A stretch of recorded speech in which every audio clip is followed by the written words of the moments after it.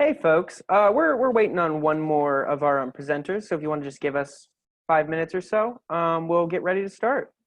But thank you all for coming, and welcome to Book No Further's conversation with some of our writers and illustrators of the future. So just bear with us for a little bit, and we'll start the show.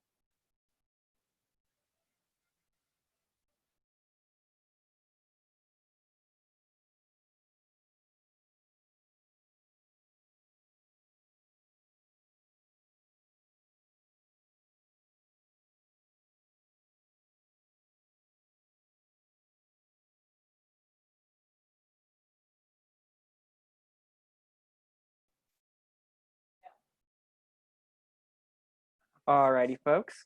Well, we've got all our friends here today. We have Leah Ning, author in the Writers of the Future collection, along with an illustrator from the Writers of the Future collection, John Dale Javier. John Dale Javier goes to school in Maryland, studying game design and computer and art. And you can see his work at his Twitter at @JohnDale_Javier on Twitter. And Leah Ning is our writer for the day. She works as a software engineer and has been published in 3 different works, the most recent one being the Writers of the Future collection. You can find her work and plenty of other really awesome writers at our website, booknofurther.com. Just go ahead and click on the shop icon and you can look up the book. We've got some really good stuff in there and some people who are really worth reading, along with some really lovely illustrations. Yeah, thank you. Welcome. And I think we're going to start. Let's start talking to Leah about her short story. So Leah, if you want to go ahead. Hi, I'm Leah, in case you didn't notice. So I guess I have no idea what to say. I am terrified right now, so bear with me, y'all.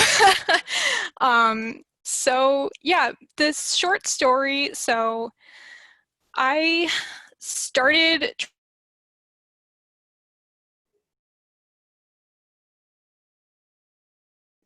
Where did you get the idea for the story? Where did you come up with the idea and how did you go about writing? I'm so sorry. I totally muted myself and I was That's perfectly okay. It's the technology, man. It's a nightmare. That's what sci-fi is about, right?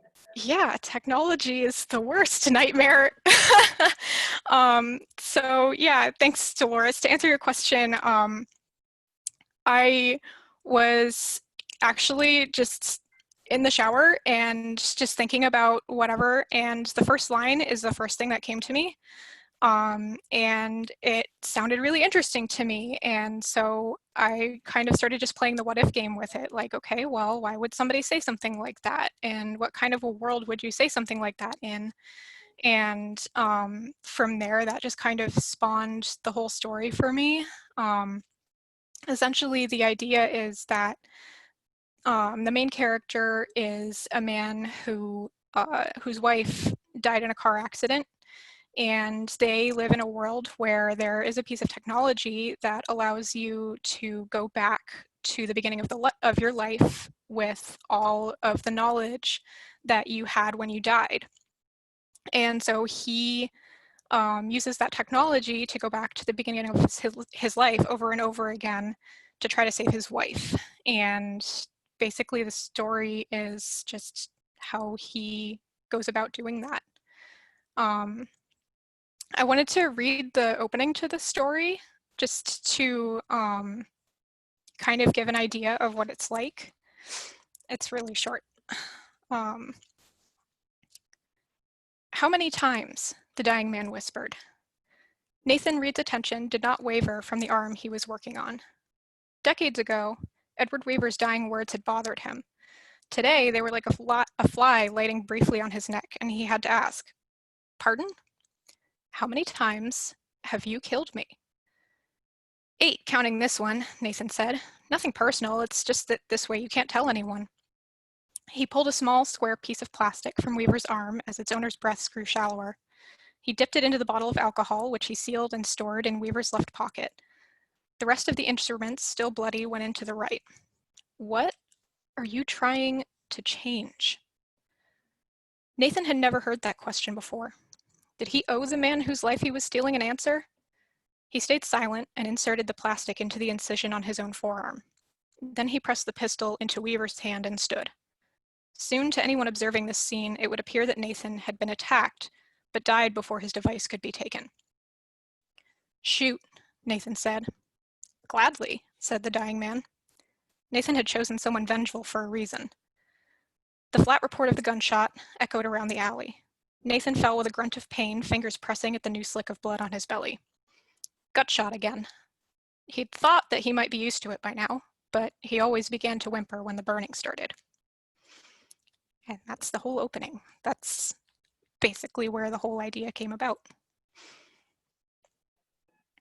Perfect. All right. So we have a few questions. And remember, anyone, if you have any questions for Leah or John, who we'll be hearing about or hearing from shortly, just send them to the chat, and I'll be sure to relay them. So I think my first question is why do you gravitate towards genre fiction? It seems the other two pieces you've been published in are science fiction collection and a zombie collection, which is fun. So have you always sort of gravitated towards science fiction, fantasy genre stuff, or is this a new experience for you? Yeah, I've kind of always gravitated towards genre fiction, just because I think I am able to have more fun playing the what if game that way. Basically, to me, the whole point of genre fiction is to be able to explore the human condition in general, but with a more magical kind of flair, and you get to make people wonder that way. It lets people kind of escape daily life, which is kind of something we all need right now, I think. Mm-hmm. So I really enjoy trying to come up with worlds that will inspire a sense of wonder in people, and for me, the way to do that is genre fiction. Perfect. So you work as a software engineer. Have you been writing for a long time, or is this sort of a new experience for you? The answer is sort of yes and sort of no. I used to write a lot more when I was a kid, and then I hit college, and then I had zero time because that's what college is. And so I didn't write for about 8 years. And then last summer, I kind of was just walking around the neighborhood with my husband, and I was like, oh man, you know what I really miss? I miss writing. And he looked at me like, you write?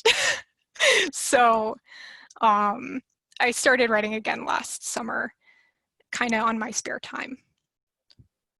Awesome. What was that like, getting back into it, going from something that's completely sort of not a part of your existence to right back into it, and then getting published so quickly? I mean, a year's writing and you've got 3 things out. That's like pretty serious business. That's not something you see around a lot, especially where genre fiction is concerned. Yeah, it was pretty crazy. So the first thing I did when I decided to go back to writing was I was like, yeah, I'm going to write a novel because that's how it works. So I started writing this novel, and I got about 10,000 words in, and I was like, wow, this is awful, and I have no idea what I'm doing. So I started just kind of browsing around the internet, trying to find some things that I could try out and some good writing advice that I could go for. And as I was looking around Reddit, I saw somebody talking about this thing called Writers of the Future, and I was like, what the heck is that? But somebody was saying like, oh, well, it's really impressive to get an honorable mention from this place. And I was talking to some author, and he was super impressed by it. So I went and looked, and I was like, short story contest only for amateurs? That sounds like me. So I kind of just decided to try out short stories, and of course, the first one I wrote got summarily rejected, and I have since personally apologized to the poor first reader for Writers of the Future for sending her that awful, awful thing. And she was very nice about it. But yeah, then I just kind of was like, all right, I need to up my game. So yeah. So what's your process like? I know it's, there there are a multitude of different people, like Edgar Allan Poe drinking himself into a stupor to write and things like that. Do you have a specific process for you to get into sort of the writing zone? Well, it does not involve drinking myself into a stupor. Um, I so normally what I end up doing is I will pick a song that kind of fits the tone of the story that I'm writing, and I just put it on repeat. And that probably sounds like total torture, but it kind of helps me get back into the mindset. So like when I was writing the story that won Writers of the Future, I listened to the same song for 34 hours. Spotify told me so. It was a lot, Yeah, but it worked really that's a well. lot. What was the song? If you Uh, wouldn't mind telling us. it was called Electric Sheep. Um, I can't remember the name of the artist off the top of my head, but it's a techno song. It's just kind of very repetitive and like background type music, so it's not like screaming in my ear. Perfect. Do you write in the same space every day? Like, are you on it like very habitual with your work, or is it kind of more laissez-faire? Yeah, I'm habitual about where I sit, mainly because the recliner is really comfy. Hmm. But other than that, it's just kind of, I mean, when you got a day job, you kind of just catch writing time where you can catch writing time. That's very true. So if I've got time, like if I'm on lunch or something like that, or if I've got 15 minutes at the end of the night or whatever, I'll just catch my writing time and get it done. I mean, that's the plight of the writer and the worker, right? Yep. So I think sort of leading into some themes about writing and working in particular, I was struck in your piece by sort of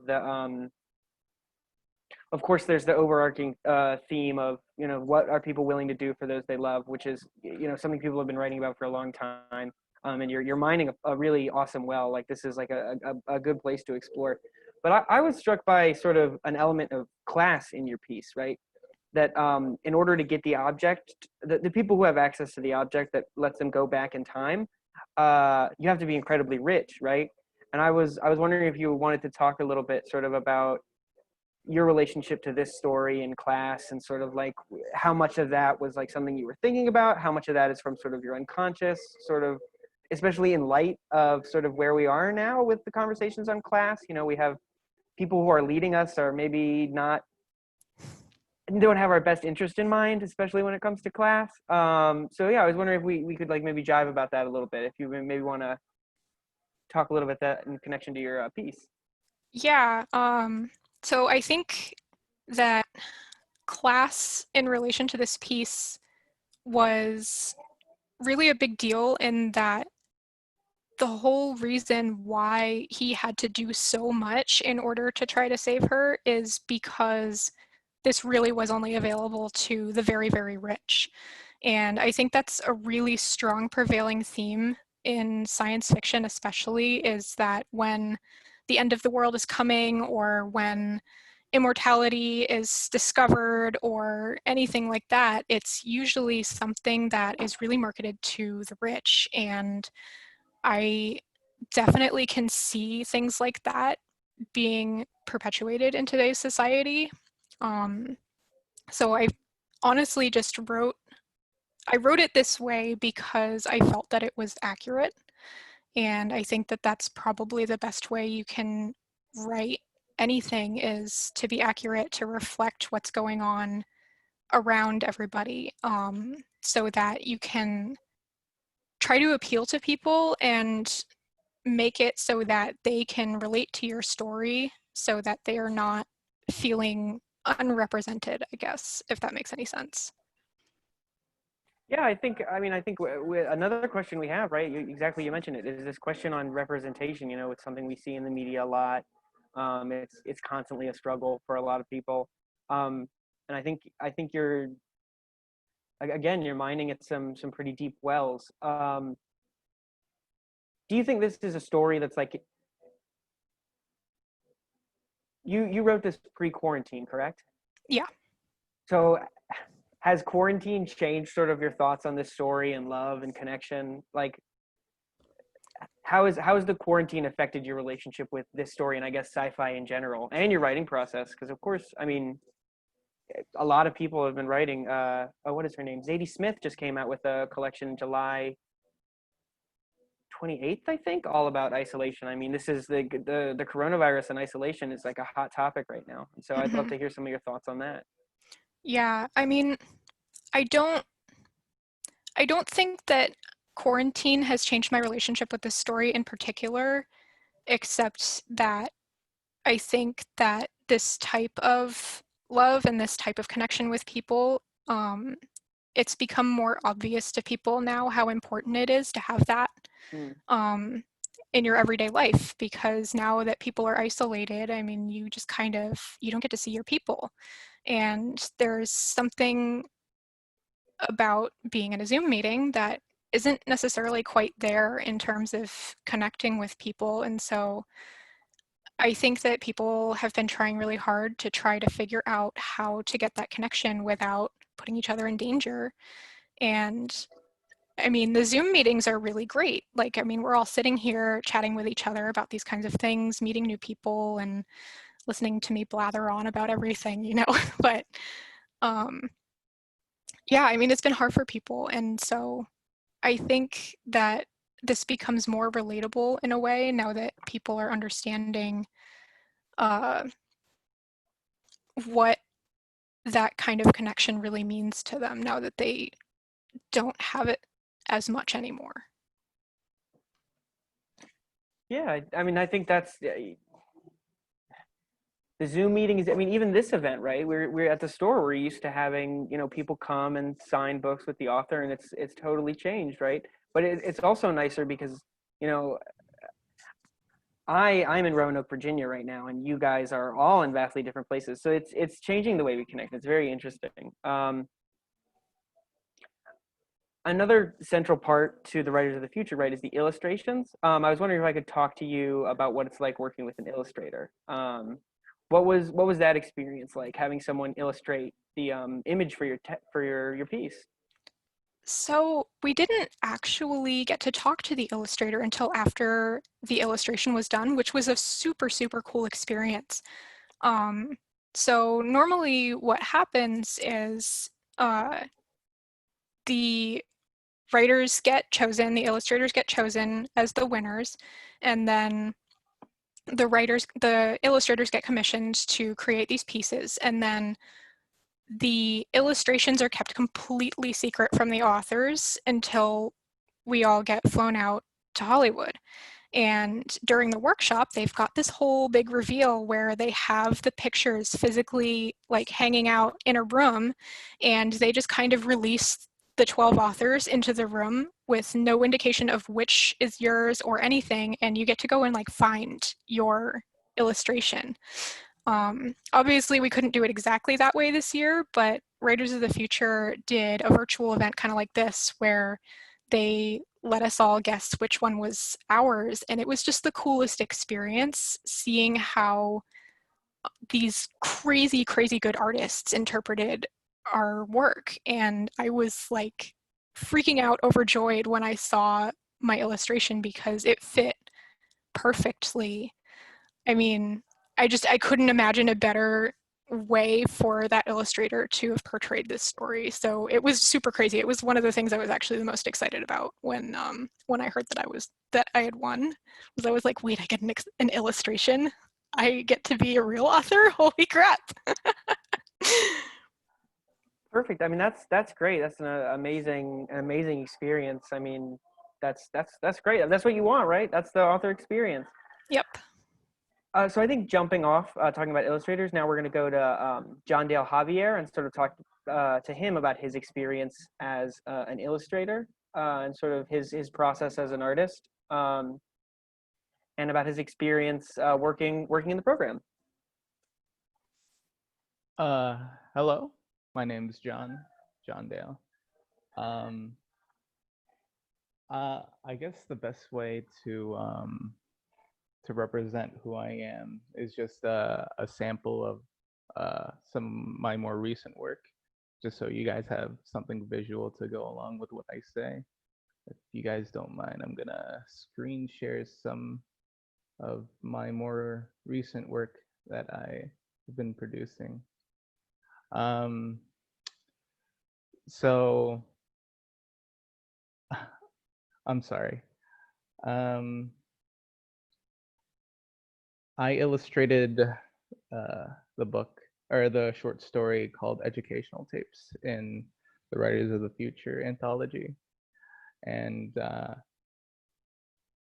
doing illustration professionally for that book has really brought to light a lot of experience and a lot of knowledge that I use now for my more recent works. This one I completed for a book idea that one of my friends thought about. And this illustration here is illustration I want to make from this song called Mariner's Revenge. I don't know if anyone's heard of it, but after the Writers of the Future contest, I really gained a lot of interest in illustrating these small stories or these realized worlds and just putting an image to it and having my own personality pop into it. I'm really inspired by a lot of history, and I learned a lot of juxtaposition. So my work is somewhat half realistic, but then somewhat half artsy, half creative. Here's another illustration I made for a card game that I'm developing for my game design class. And I just really love illustrating with vibrant colors and a lot of unique cultures implemented into my work. But yeah, I guess that's my introduction. Perfect. So before I get started, we have a question from Andrew Dibble. Do you name your art? Yeah, and I think that's a good question. Are you someone who's like focused on titles after you finish your work? It's more of an afterthought, in my opinion. I guess like naming the title or naming the artwork at the end, I feel like is just like the last push that you need to do to like really put the image in place, you know, like some abstract title I feel kind of makes the viewer think a little bit more about what they're looking at and just really accentuates the piece a little bit farther. Awesome. We have another question. This one from Jean-Paul Garnier. What mediums are you working in? So is this digital? Is this like straight on canvas? How are you putting these pieces together? I used to be a painter, traditional painter with acrylics and oils. But you know, since the world is ever changing and the industry demands that artists go into digital fields just because of the ease of use in the industry. Right now, I'm only concerning myself with digital work. Everything that you just saw here is all digital, hand painted work. And so, what's your setup like? Do you have like a drawing tablet and stuff like that? I know a lot of online illustrators do stuff like that. Yeah. I have my setup right here. Nice. I don't work in a traditional sense where like I know a lot of people start sketching out all these ideas, how they have like a sketchbook and all that. I find it easier for me to just go right at it with a blank canvas, just start throwing colors onto it and just seeing what my mind thinks of as I'm throwing those colors on there. That's pretty intense because I actually looking at your work, there's like a lot of like concept of design that I noticed. There's like a whole lot of like focus on like dynamic images and movement within the image. So it's pretty surprising that you just sort of start frenetically. It's because it all the work is like really clean. Thank you. So Margaret Ticknor asks, what programs do you paint in? Do you have a specific computer program that you use? I assume it's like not just MS Paint, right? Like you've got some pretty fancy stuff going on. Yeah. When I enrolled into my school, we were given Photoshop to work, and I 100% prefer Photoshop for my illustrations, Mhm. just because of how much of a staple it is in the art industry. And on top of that, I also delve into 3D modeling. I use 3D modeling somewheres in the photos, like this gun here. I 3D modeled that and put it in, posed it how I wanted to, and painted it from there. So I also use other 3D programs like Blender and Maya to start making these more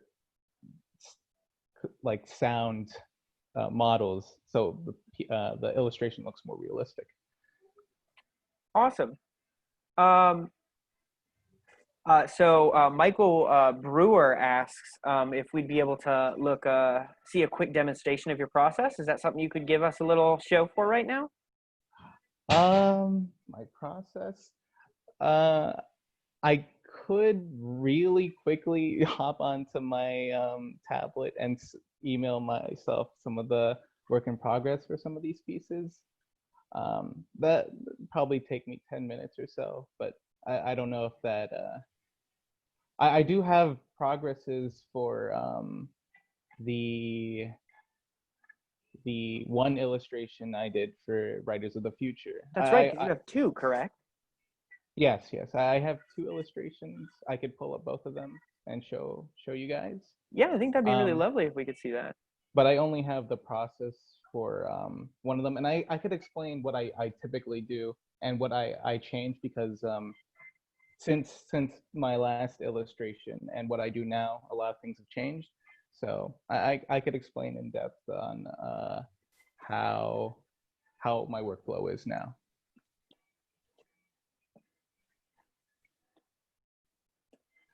Should I guess, yeah. Yeah, we'd love to see it. And so while you're pulling that up, I have a few questions sort of about the piece itself, right? So what? Actually, no, this is actually a question that's been on my mind. I'm glad I get to talk to a visual artist about this. Recently, a friend of mine was talking about something I hadn't thought about, which is the sustainability in the art world. Everyone's talking about plastic straws and the turtles and all that, and that's all well and good, but sometimes things disappear, right? So have you heard about people pushing against oil painting because of the mining for colors? No, I actually haven't heard of that. That's Yeah, it's worth looking into. Apparently, people are the people who are mining things for, I think, cadmium red and cadmium yellow colors like that for oils are in some pretty disastrous conditions, like blood diamond style. And there are a lot of people, at least in my circle of artists, who are using egg-based paint now. They're making sustainable egg paint called tempera. Yeah. I've heard of that. It's typically used for restoration projects for old paintings. But Really? yeah, during restoration process. So because tempera paint, you can take it off whenever you need to. In restoration, that's what they use for paint overs. Awesome. That's good to know. I didn't know that. So yeah, you have your illustration here. If you want to walk us through with it a little bit and sort of tell us this little beginning process. Sure. I'm sure most of you have already saw the final piece somewhere when trying to get onto this meeting. So I guess I'll just start off now. So when I start a painting, like I said, it all starts with me throwing down paints. The first thing I really consider is what colors I'm going to be using. What is the feeling? And the best way to manipulate feeling is with colors. So I kind of, for this piece, I kind of wanted a very gentle, like a kind of a gentle feeling, but surrounded by this chaos, kind of mimicking what feelings I felt in the book. This kind of like deception, or kind of like a diamond in the rough amidst all this chaos. So I paired that up with red to get this nice contrast in colors between the red and the green, and kind of just get an overall just nice cohesive color palette. And for like the composition, I was thinking that I had several sketches prior where I like depicted some sort of landscape in the book, or in the short story, or something like that. But I felt that this short story had so much like metaphors, and like so much small things that I feel would work well with a type of graphic look. So I went for a more static pose, trying to really just embody the whole painting with metaphors and symbolism of things I pulled out from the story. So if you haven't read it yet, I hope I'm not spoiling anything, but there's crows play a really big part in the story, and I thought of maybe how can I incorporate like these crows, the things that are supposed to be like watching over the people, and how do I make it into a cohesive piece, and having it drape off the hair and kind of helping with the composition of how the viewer looks at it, kind of just ties it all together while also bringing in the symbolism that I want. So after I got this basic sketch down of what I thought would be a successful piece, I played it with it a bit more, filling in. I think I'm gonna add, like, I'm gonna make this all green. I fixed up the anatomy on the face so it looks a bit more realistic, and started like throwing in some other ideas. Like on the bottom left there, it's the security guards that are depicted in the story, and I thought kind of having this government image in the painting would also be another form of symbolism that I could show off.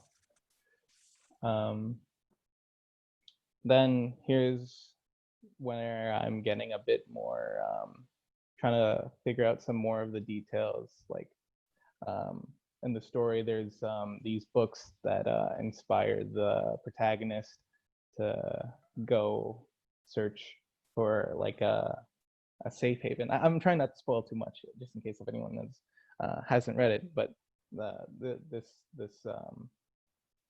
this book that brings the protagonist to their adventure, and it's like their call to action to the story.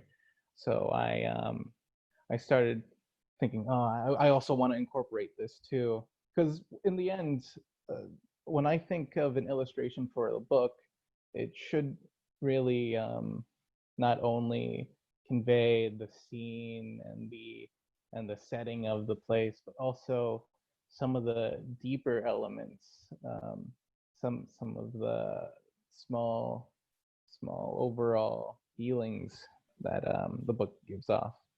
So after this, started painting it more, finalizing the face, making sure everything looks nice, and really playing up this crow idea more. And then in the bottom, I was thinking of the cityscape that I had in mind when I was reading it, and I started blocking it out with just really rough, crude shapes, just thinking about where I should put everything. And finally, putting a bit more dynamicism in the background, because beforehand it was very, very dull. It's just white, and it's very, in my opinion, it could become a bit too uninteresting, kind of empty. That's not the feeling I want to go for. Because in the story, it's very hectic. It's very like, I don't know. I can't describe it other than it put me on edge. So Oh yeah, it's an intense read, with some interesting literary devices. It's really, it's something. yeah. So then I just started mashing in some more shapes, trying to make sure it's all cohesive to the colors that I wanted to portray in the first half. And I just started cleaning up some of the things I'm starting to miss. And then I took this really bold idea, because I was feeling that it still wasn't as expressive as I wanted it to be. So I started, I was like, what if I just add a lot of yellow in the background? And it kind of plays back to that one fire scene in the story. I was like, oh, that would be such a great idea. And it brings in so much color, and it brings in so much more liveliness into the piece. So from there, I think the piece started to really come together. This is close to me finalizing everything, like the hand, the arm, the books she's holding, and mending the yellow stripes in the background to fit more in the background, really starting to put in the buildings in the bottom, and really just trying to now, at this stage, just clean up as much as I can, and just really present this story how I think it should be presented, and really going for kind of this like stoicism, this diamond in the rough, kind of standing against all of this tyranny, facing against evil and all that.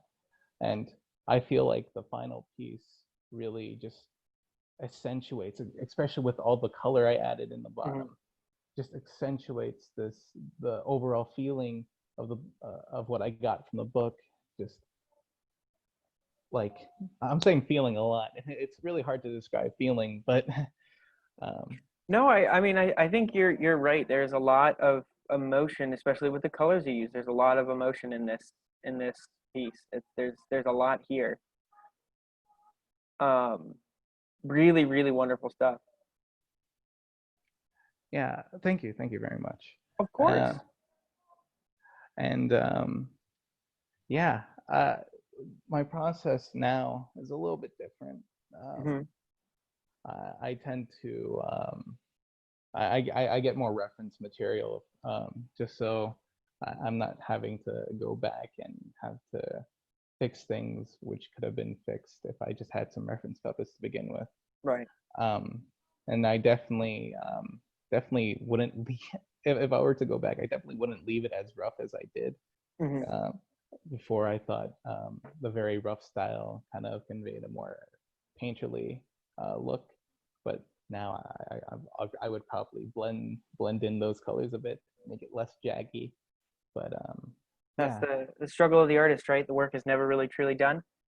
Oh yes, I keep on looking back at other works, and I'm like, nah, maybe I should go back and fix that up sometime.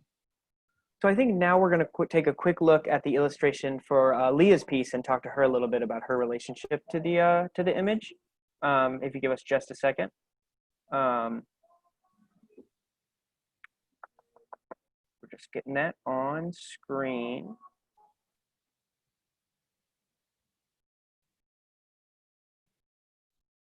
We will be getting that on screen, certainly. In the meantime, so Leah, how did the image change your relationship to the story, right? Because you'd never seen it before. This is the first time you're looking at this. When like it first shows up, right? It's the big reveal. Yeah.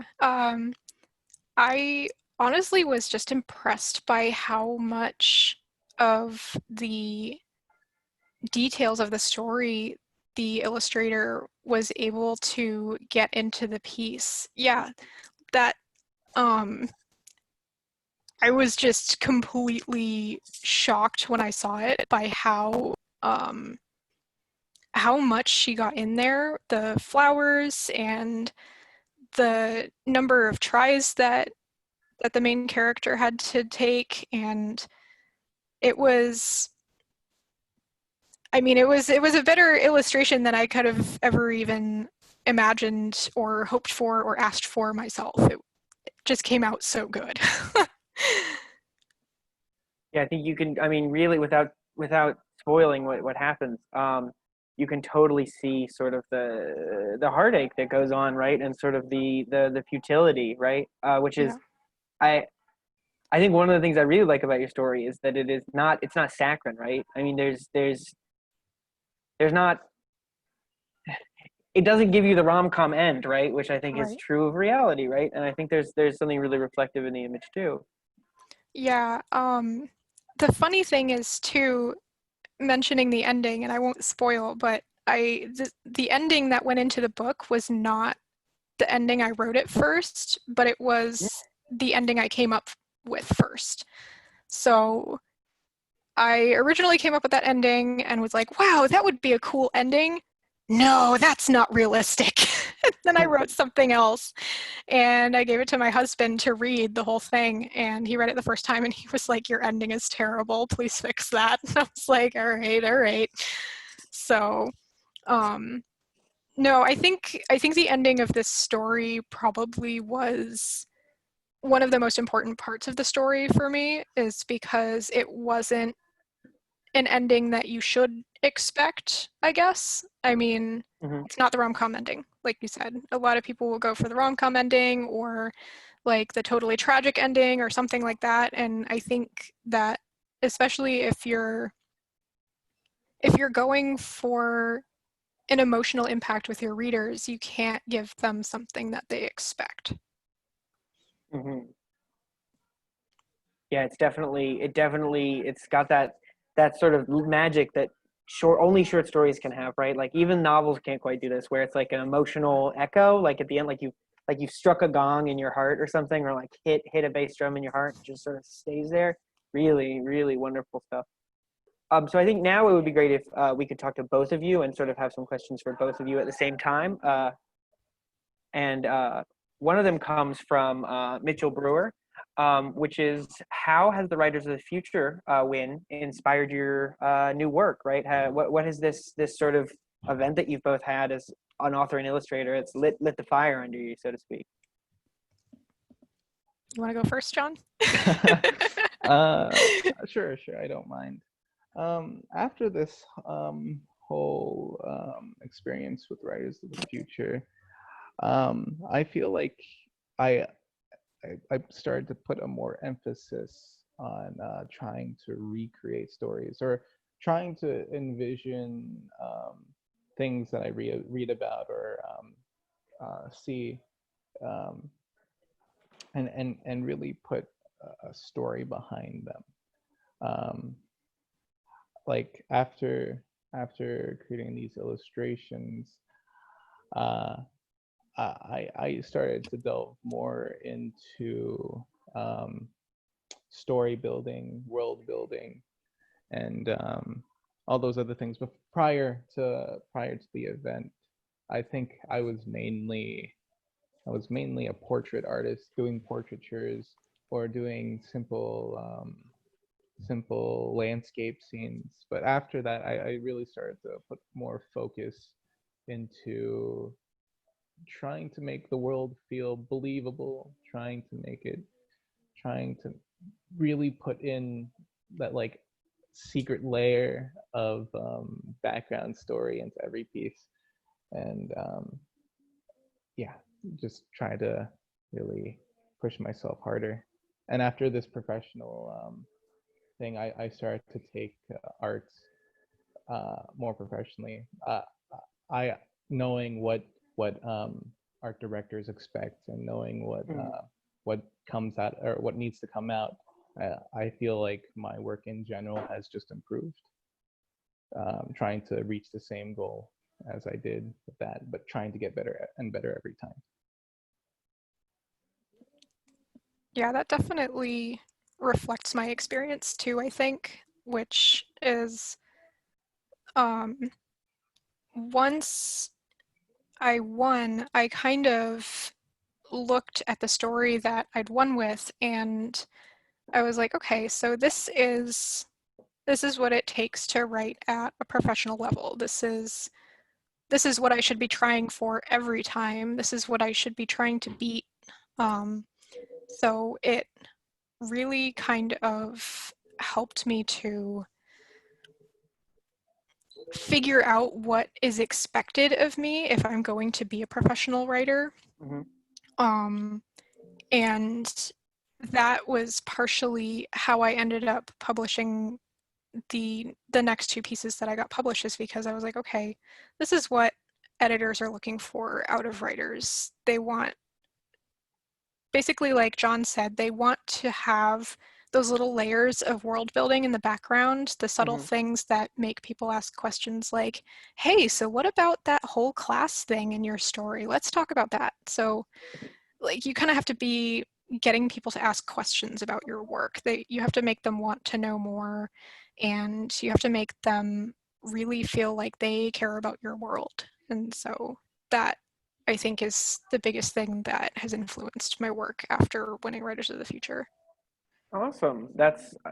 I mean, it's good that this not only is like a nice what's the word, star to pin on your shoulder. It's also something that's helping you guys progress as artists, writers, whatever word you want to use. Content creators. I know that's the one that gets buzzed around a good bit these days. So let's talk a little bit about influences, because I know, so John, I did a little research on you, and it says that games, like video games, I assume, are sort of important to a lot of your artistic style. And I was wondering if I could sort of ask both of you, where do you pull from as creators? Is there, like, we all have our secret little hidden muses inside us, and I was wondering if you guys could talk about your influences, is probably the best way to put it. I guess I'll start first. Sorry if you want to go. No,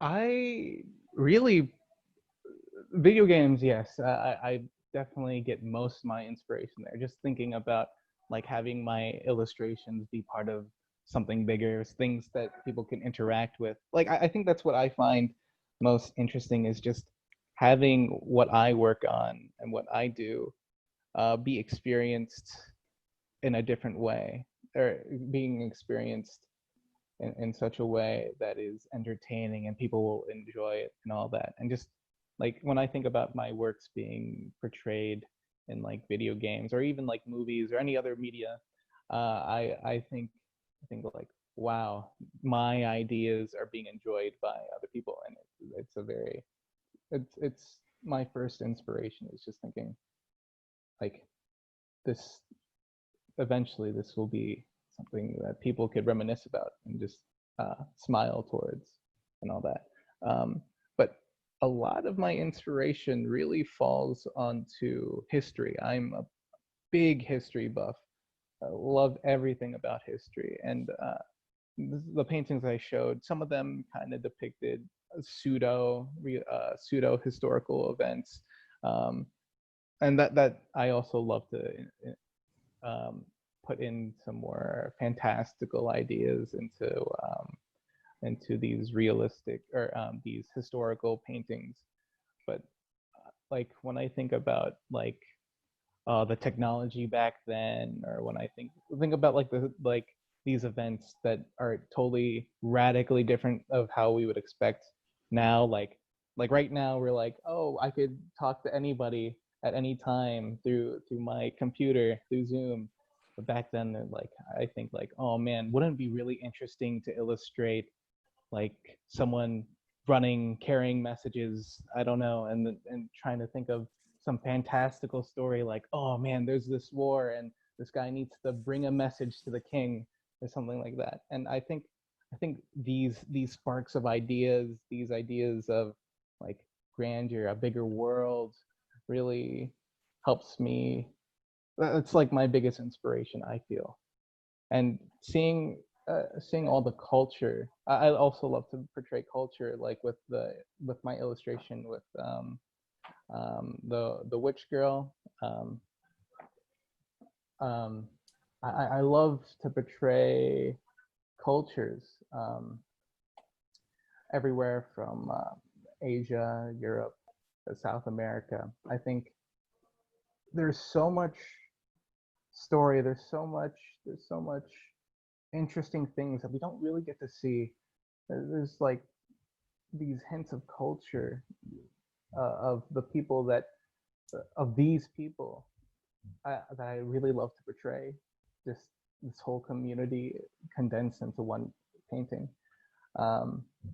So those are really my major influences, besides other artists that really just like get me going and all that. So yeah. Yeah, I definitely feel the whole feel of your work being part of a larger whole and a larger world. Yes, I think short stories are really similar in that way, where like I think that's why a lot of writers will write multiple short stories or even novels in the world of or with the same characters as a short story. And so I have to say that video games are also a huge influence for me. So I really enjoy video games that will give you that experience of a story, not only just like smash and dash, I guess, which like also I love that. Like God of War is really great, but also the newest God of War had a really good story. The newest, or not even just the newest one, The Last of Us had a really good story, absolutely heart-wrenching. Yeah. And like the seeing these types of games and seeing those types of stories coming out and making people really feel something, I guess, is really important to me. Like, I always try to make sure that there is some sort of overarching emotional impact that I'm trying to have. And I also majorly am influenced by Stephen King. I know that I wrote like a really sad time travel romance story and all, but like I am really impressed by how he is able to choose a few words and a few short sentences and paint you a picture of, hey, yeah, here's exactly what this dingy little New England dive would look like if you went in for a greasy grilled cheese sandwich. And so when I'm writing, I always try to think of like, what are the words that I can use to best portray this thing in the fewest words, but in the most like visceral way. So yeah, basically TLDR, the influences are many, and it's definitely just like the other art that I consume and the other artists that are out there that are doing what I am attempting to do. And you are a native New Englander, correct? Yes, yeah. I come from New Hampshire, so those New England stories really resonate with me when he's like talking about the accents and all. Do you have a favorite King story? A novel or a short story, maybe? Oh yeah, it's a tough one, but I'd have to say The Long Walk is probably my favorite. Yeah. It's a really rough one. That's about the kids, right? The kids If you're gonna read that forced. one and you haven't, yeah, basically it reminds me a lot of educational tapes in the way that there's like this weird Yeah. dystopian society in which these kids are made to do these really crazy things. But it's definitely not his usual horror blood and guts fare. It's a lot more psychological, but there's still kind of that gritty, kind of visceral reality to his stories that like just really pulls you in there. And I like The Long Walk a lot because he did enough to make this crazy walk with this 100 kids walking nonstop 24/7 for 3 days be really, really real and also really horrifying. Yeah. Yeah, King is really good at that physical damage, right? Dolan's Cadillac is similar about the guy who digs the pit. Yep. I think that's in, what is that in? Is that in Nightmares and Dreamscape? I'm not sure off the top of my head, but it's in one of It his might big be, yeah. collections. So I guess the last question I have for you guys is what's next? What's coming up next? What are the big products we get to look for? What's in the works? I guess I mentioned it prior to, I guess. I for my senior thesis, I plan on developing this card game, and right now I'm putting a lot of effort into illustrating like these card ideas and trying to imagine the worlds I'm thinking about. That's my main goal right now, is trying to produce a game solely consistent of my artistic work. It would also it's also like a really good way for me to present my work and how I feel like it should be Mhm. shown. Other than that, I'm just trying to look for more illustration work that I could do for other people, trying to get other book illustrations, and trying to get other work from other industries. But yeah. And before we go to Leah, John, is there a place we can keep up to date with your work? I mentioned your Twitter, but is there another place we can check out your stuff? Yeah, I don't actually use my Twitter, but I have an Instagram page where I post most of my work. Uh, my handle for Instagram is just my name, John Dale _Javier. If you're so inclined to take a look. But if you want to see some of my more professional work, the things that I want to portray to other companies, I have an art station under the same name, my full name. Yeah, those are the two places I typically put my work. Perfect. We'll all keep an eye on it. I'm a sucker for a good card game. I definitely played Magic longer than I should have. But all that stuff's super fun. That's an addiction right there. That'll get into your skin. So Leah, what about you? What are we looking forward to seeing in the future?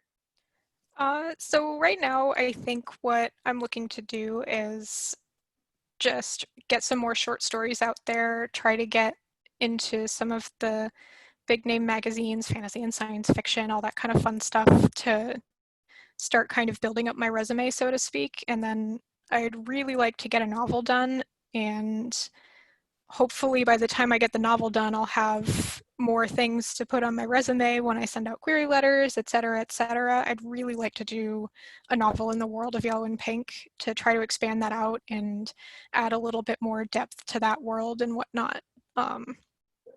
So yeah, I mean, pretty much what any writer wants to do, go write a novel, right? Yeah. Is there a way we can follow your work? Is there a social media page? Do you have a place where we can keep up to date with you as a writer? Yeah, so I do occasionally use my Twitter. My Twitter handle is just my name, Leah Ning.